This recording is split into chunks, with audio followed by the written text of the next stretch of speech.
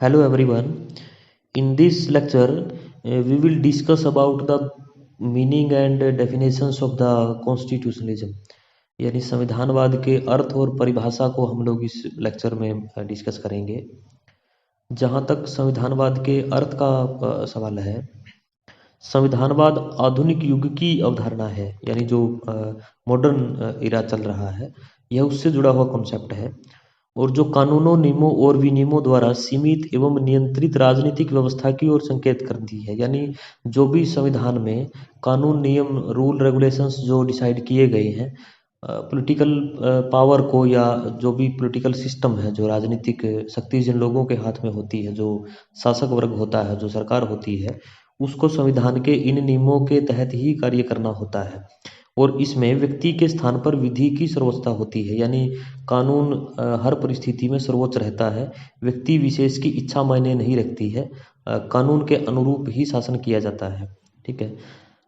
इस प्रकार यह संविधान पर आधारित एक विचारधारा है, यानी कॉन्स्टिट्यूशनल बेस्ड एक ये आइडियोलॉजी है, जिसमें शासन जनता की इच्छाओं, आस्थाओं और आदर्शों को परिलक्षित करने वाले संविधान द्वारा चलाया जाता है और इसी संविधान द्वारा सरकार को प्रतिबंधित और नियंत्रित किया जाता है। इसमें दो बातें बड़ी महत्वपूर्ण है।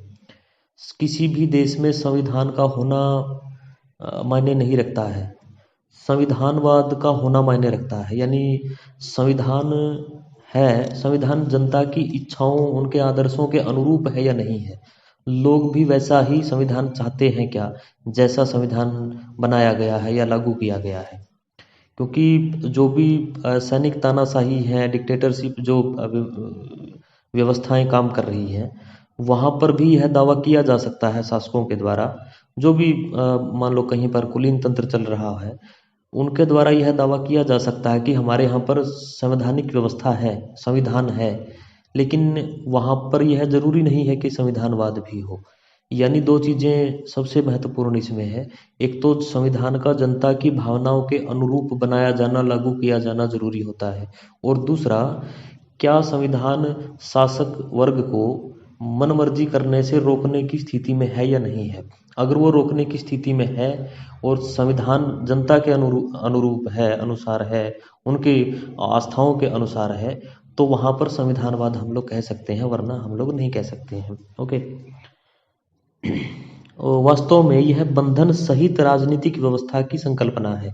यानी यह ऐसा कॉन्सेप्ट है जिसमें एक बंधन लगाया गया है, और ये जो बंधन लगा है, यह राजनीतिक व्यवस्था के ऊपर लगा है।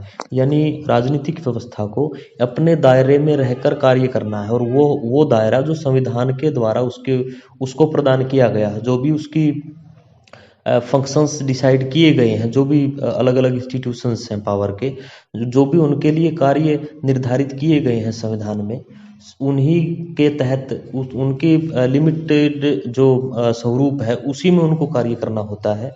तो उसको हम लोग संविधानवाद कह सकते हैं।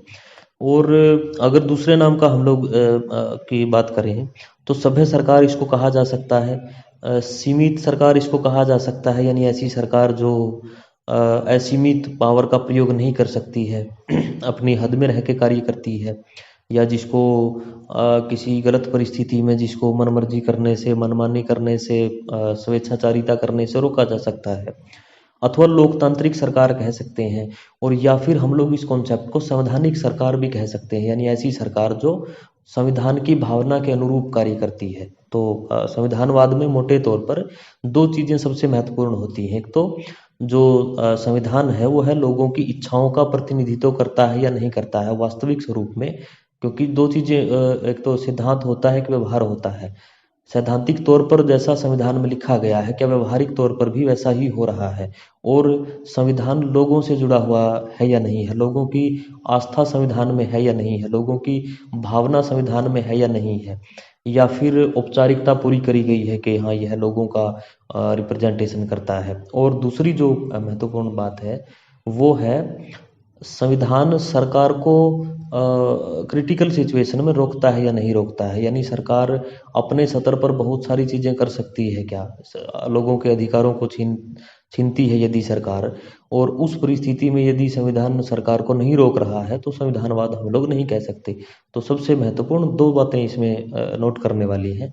एक तो जनता की इच्छा के अनुरूप संविधान होना चाहिए, और संविधान यदि शासक वर्ग को, सरकार को सीमित करने की स्थिति में है तो उसको हम लोग कहेंगे संविधानवाद या संवैधानिक सरकार। ओके, परिभाषा का जहाँ तक सवाल है, अकॉर्डिंग टू J.S. राउसेक, एक अवधारणा के रूप में संविधानवाद आवश्यक रूप से सीमित सरकार तथा शासन के रूप में नियंत्रण की एक व्यवस्था है। यानी एक कॉन्सेप्ट के रूप में यदि हम लोग देखें संविधानवाद को, तो यह सीमित सरकार का कौन से जुड़ा हुआ है एक तो, और दूसरा शासन के रूप में नियंत्रण की एक व्यवस्था है। यानी किसी न किसी स्वरूप में यह जो अथॉरिटी है, जो पॉलिटिकल पावर है, उसको कंट्रोल करने की स्थिति में, उसको नियंत्रित करने की स्थिति में, उसके ऊपर एक उसको रेगुलेट करने की स्थिति में है। ओके, दूसरी जो डेफिनेशन है, अकॉर्डिंग टू कार्टर एंड हर्ज, दो विद्वानों के द्वारा ये परिभाषा दी गई है, संविधानवाद केवल अधिनायक विहीन राज्य में ही संभव है। यानी जहाँ पर तानाशाही व्यवस्था नहीं होती है, जहाँ पर टोटलिटेरियनिज्म का कॉन्सेप्ट नहीं होता है, एक किस्म से कह लीजिए आप डेमोक्रेटिक टाइप जो व्यवस्था होती है, वहीं पर यह पॉसिबल होता है।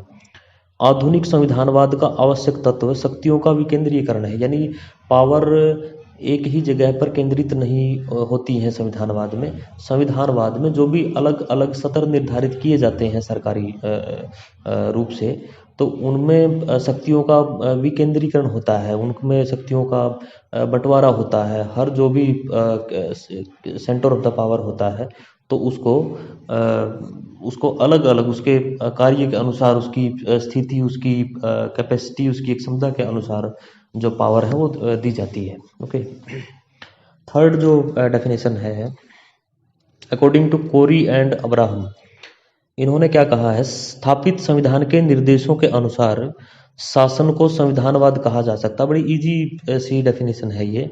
यानी जो भी संविधान कार्य कर रहा है, स्थापित संविधान, जो भी जिस भी स्वरूप का जो कॉन्स्टिट्यूशन है, जिसको अलाउ किया गया है, जिसको इम्प्लीमेंट किया गया है, अगर उसमें जैसी भावना है, जैसी चीज़ें संविधान में निर्धारित करी गई हैं, अगर उसी स्वरूप में जो चीज़ें सैद्धांतिक स्वरूप में लिखी गई हैं, जो चीज़ें थ्योरेटिकल लिखी गई हैं, अगर व्यवहारिक तौर पर जिस टाइम पे कॉन्स्टिट्यूशन लागू होता है, अगर उसी अनुसार संविधान लागू हो रहा है, उसी अनुसार कार्य हो रहा है, उसी अनुसार पावर का प्रयोग हो रहा है, तो उसको संविधानवाद कहा जा सकता है। ओके, तो ये मीनिंग एंड डेफिनेशंस कॉन्स्टिट्यूशनलिज्म के कॉन्सेप्ट की थी।